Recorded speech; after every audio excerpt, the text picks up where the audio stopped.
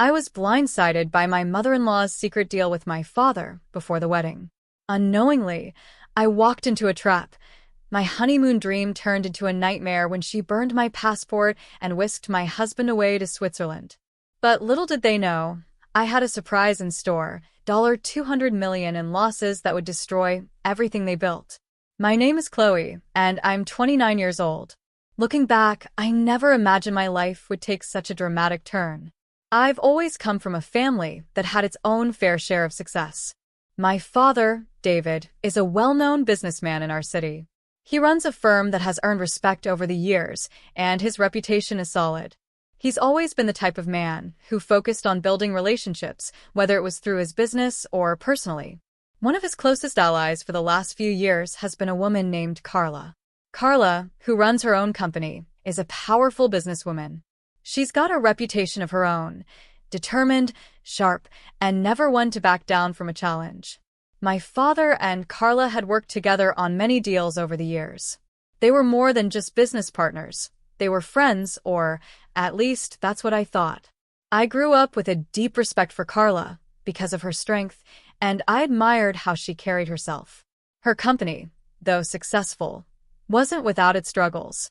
But she always made sure she kept things moving forward no matter what. One day, after a few years of their friendship, my father and Carla decided to take their business relationship to the next level. Their idea was simple. Why not merge their personal and professional lives? They agreed to arrange a marriage between me and Carla's son, Luke. My father thought it would be the best decision for both our families, strengthening our ties, merging our businesses, and ensuring that everything would grow seamlessly. Now, I had known about Luke for a few years, but we hadn't really spent much time together. We were more like acquaintances than anything else. But then, about 6 months before the wedding, we started getting to know each other. I remember our first few conversations. They were simple and casual, mostly about the business and how our families would benefit from the union. Luke was charming, handsome, and, to be honest, he had a way of making everything seem perfect. He was 32, and even though we had only been together for a short time, he made me feel like we were a match made in heaven. At first, I didn't mind the arrangement. It felt like the natural next step for me, given the history between our families. I didn't feel pressured into the relationship at all. In fact, Luke seemed genuine and kind, and I trusted that he had the same intentions as I did, to strengthen our family's legacy. We both agreed to the marriage, and everything moved forward smoothly. My father was overjoyed, Carla seemed pleased, and Luke and I slowly began planning our future together. But the moment we said our vows and exchanged rings, something inside me began to shift. It was as though a veil had been lifted, and the reality of our situation slowly began to dawn on me. I wish I could say I saw it coming, but the truth is I didn't. The changes started small, barely noticeable at first, but they began to pile up. My mother-in-law, Carla, was always a bit overbearing, but soon after the wedding, I realized how controlling she could be. I began to notice how everything, from the smallest decisions to the largest ones, seemed to have her stamp on it. It wasn't just business anymore. It was about her taking charge of every aspect of our lives. At first, I chalked it up to her wanting to be involved in her son's life. After all, I figured she was his mother. But then, as time passed, I began to feel like I was being pushed aside. Luke, who had always been warm and affectionate, began to change too. It wasn't a huge shift at first, but I could sense a difference. I would ask him simple questions, and instead of the thoughtful answers I had come to expect, he would just nod and move on. It was as if he was beginning to pull away. I couldn't put my finger on it, but I felt the distance growing between us. Then came the honeymoon. My father, who had always wanted to give me the best of everything, had planned the most extravagant honeymoon for me and Luke. It was supposed to be the perfect trip to Switzerland, a place I had always dreamed of visiting. I was thrilled when my father presented the idea, and I couldn't wait to begin our married life in such a beautiful setting. I thought, this will be our time to get closer, to build the life we had promised each other. But then, Carla stepped in. I remember the day clearly. I was sitting in the living room when Carla arrived, as she often did. She wasted no time in making her feelings known. "Chloe," she said, her voice steady but cold. You will not be going on that honeymoon. It's time you learn the importance of being a wife, and that means focusing on your duties here at home. You're going to stay and take care of things around the house. I was shocked. What do you mean? I asked, confused by her sudden interference. My father planned this honeymoon for us. It's a gift. I can't just cancel it. Carla's eyes narrowed, and she didn't hesitate in her response. You'll stay home. That's your place now. Your father may have given you a honeymoon, but your responsibilities come first. Your duty is to this family, and I expect you to act like a proper wife. Her words stung, but I refused to back down. I looked at her and said firmly, No. I'm going on this honeymoon. My father gave it to us as a gift, and I won't let you take that away from me. That was when everything took a dark turn. I didn't know it at the time, but Carla's intentions were far more malicious than I could have ever imagined. Luke, instead of standing by my side, didn't say a word.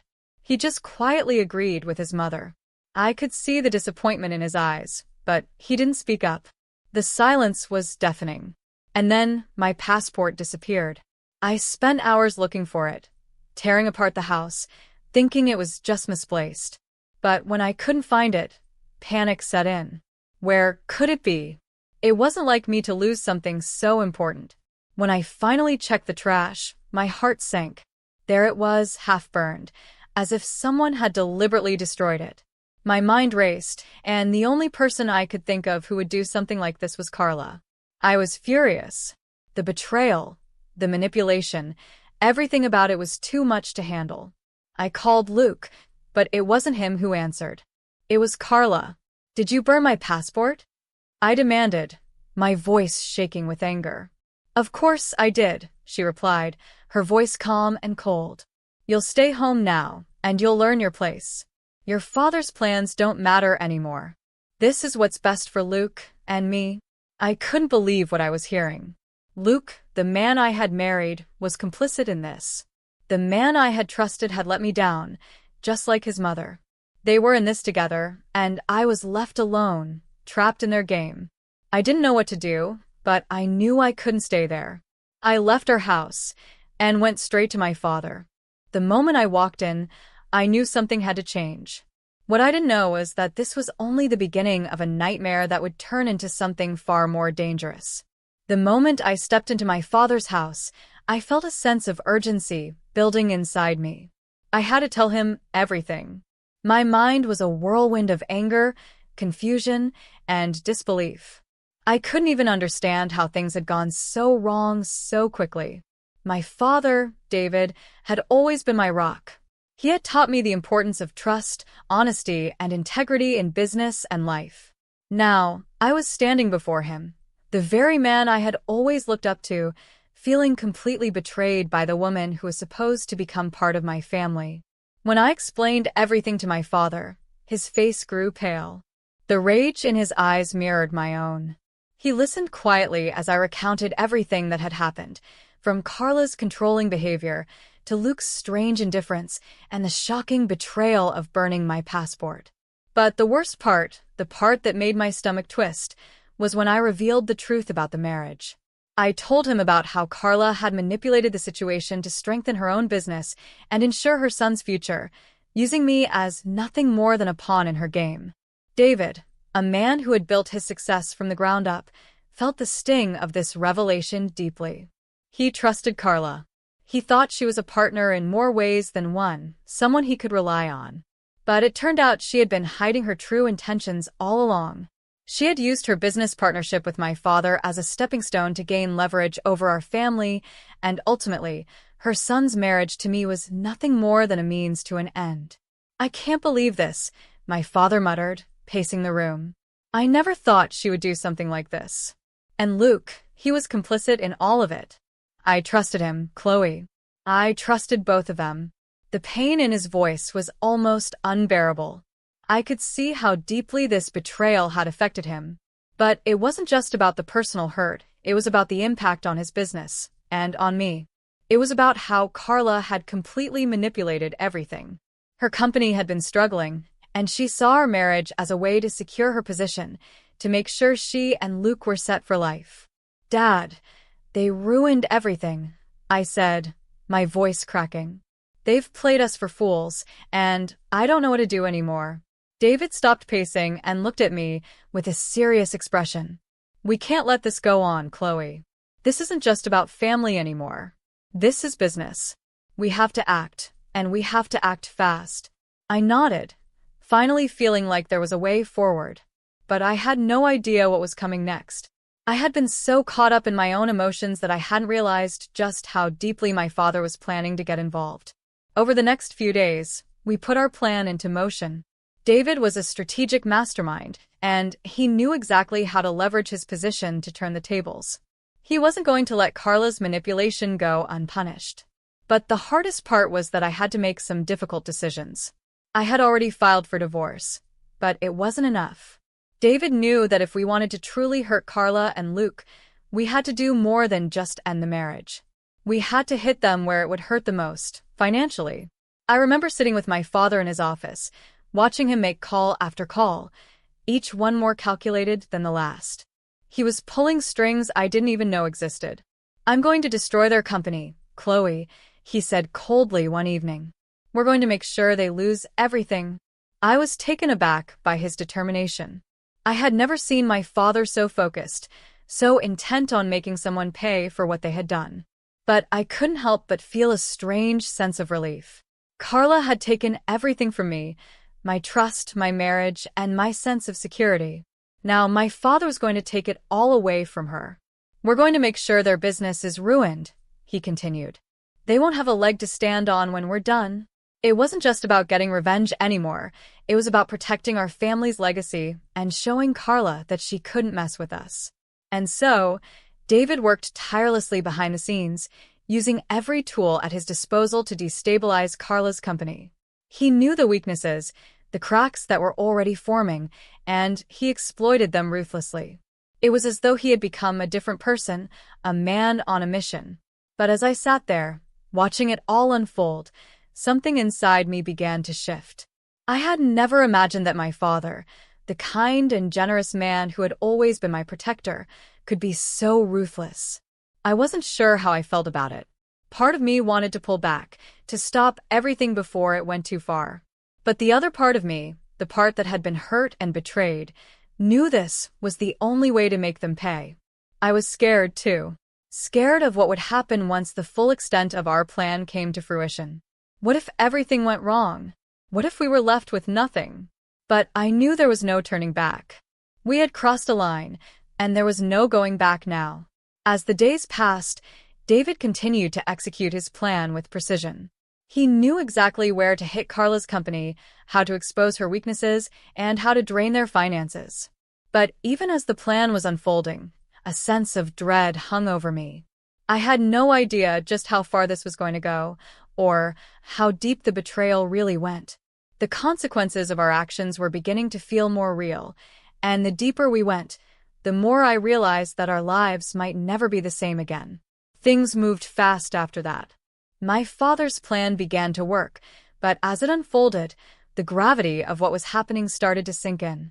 What had begun as an act of vengeance, a way to punish Carla and Luke for their betrayal, had quickly spiraled into something bigger, something far more dangerous. I couldn't help but feel a strange sense of detachment as the days passed. On one hand, I wanted to see them suffer the consequences of their actions, but on the other hand, I couldn't shake the guilt that gnawed at me. Was I becoming the very thing I despised? David had never been one to make rash decisions. He always planned meticulously, and with each passing day, I saw the fruits of his labor. He had expertly started to unravel the financial stability of Carla's company. He had started pulling the strings behind the scenes, carefully targeting her most vulnerable business relationships and draining her finances. I couldn't believe how quickly things were changing. It was almost as if my father had flipped a switch, and everything that Carla had worked so hard to build was collapsing around her. But even as we watched her company crumble, I couldn't ignore the nagging feeling inside. It was like I was looking at a picture of our lives that was fading away. The people I had trusted, the man I had married, and the woman who had been a second mother to me, all of them were slipping through my fingers. And somehow, I couldn't stop it. Weeks went by, and each day Carla seemed to sink deeper into despair. I had heard about the struggles she was facing, how her business was losing deals left and right, how creditors were knocking at her door. David had kept me updated on everything, but I couldn't bring myself to feel sorry for her. After all, she had manipulated me, used my trust as a tool for her own gain. I had every right to feel this way. But as her empire began to collapse, it wasn't just her company that was at risk. It was everything. Luke, too, was caught in the fallout. The man I had married was not the man I thought he was. When I first met him, I believed he was the charming, sweet man I saw on the surface. But with every passing day, I realized just how deeply he was entangled in his mother's web of lies. His silence, his refusal to stand up for me, it all made sense now. He had never been on my side. He had been playing the game, right alongside his mother, and now, both of them were losing. One afternoon, I was sitting with my father, and I could see the exhaustion in his eyes. He had worked tirelessly to execute his plan, and it was all coming to fruition. Carla was losing everything, her business, her money, her reputation. But then, something changed. I could see it in my father's face. He wasn't just focused on taking her down anymore. There was something more, a darker motivation. And I realized, with a cold chill running through my veins, that my father wasn't just destroying Carla for what she had done to me. He was doing it because of what she had done to him. "Chloe, we're not just going to ruin their company," he said one evening, his voice steady but firm. "We're going to make sure they lose everything. It's the only way to teach them a lesson. If they want to play dirty, we'll show them how it's done." I didn't know what to think. Part of me wanted to pull away from all of this, to just walk away and start fresh. But the other part of me, the part that had been betrayed, couldn't let it go. I had already lost so much. Luke. Carla. The life I thought I would have. There was no going back now. As my father's plan reached its peak, Carla's life began to fall apart in the most public way. I watched as her company was forced into bankruptcy, the headlines blasting her failure for the whole world to see.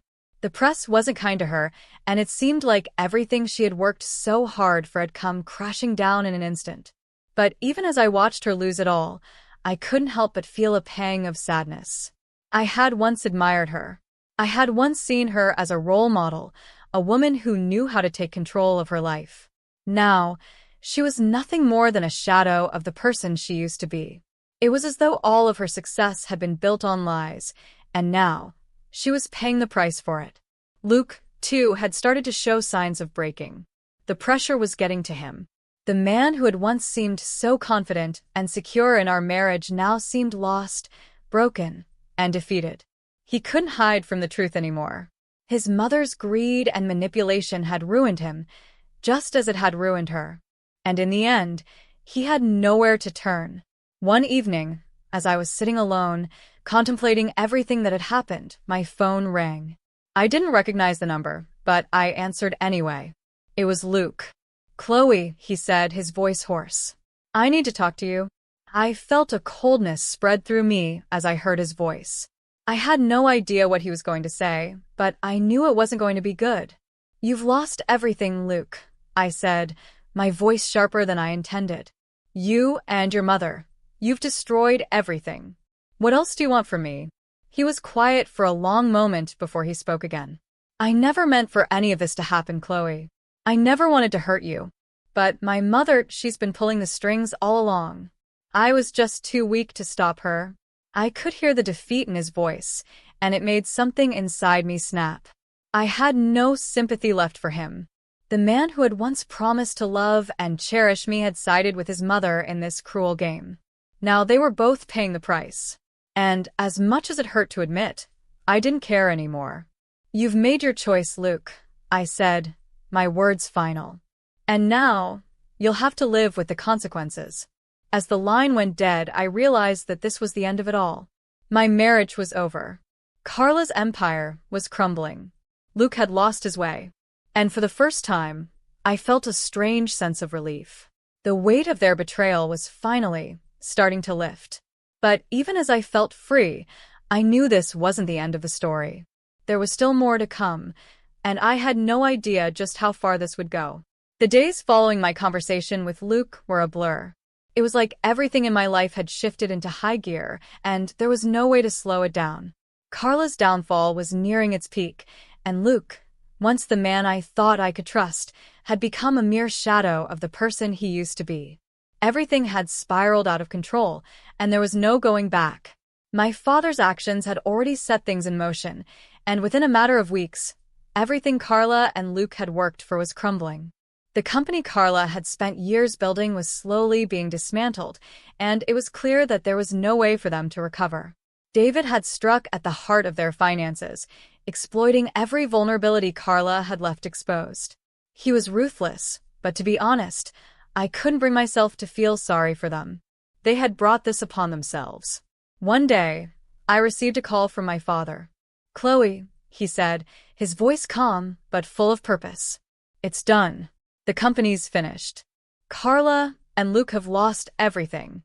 I had expected this, but hearing it confirmed was still a shock. The company was gone. The assets had been seized, the accounts drained. Carla, who had once stood at the top of her game, was now facing the consequences of her greed and manipulation.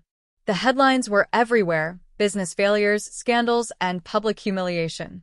There was no escaping the truth now. The world knew what she had done. But even as I felt a sense of justice, I couldn't deny the emptiness that lingered. My marriage had ended, my trust in people was shattered, and everything I had worked so hard to build with Luke had been destroyed. What did I have left? Was this the price I had to pay for standing up for myself? Luke tried reaching out to me again, but I didn't answer. I knew his apologies were empty. The man I married was gone, replaced by someone who was too weak to stand up to his mother and too selfish to care about me.